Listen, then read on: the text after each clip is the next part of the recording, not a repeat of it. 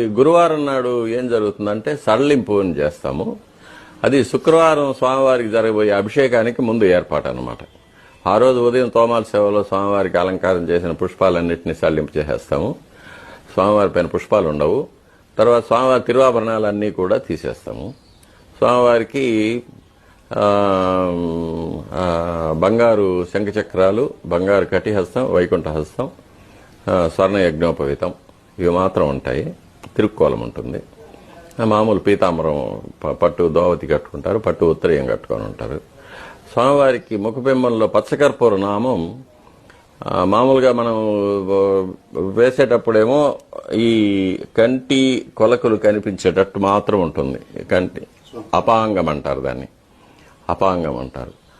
అది కనిపించేటట్టు ముక్కు రంధ్రాలు బ్రీదింగ్ కోసం వదిలిపెట్టేటట్టు చేస్తాం అన్నమాట.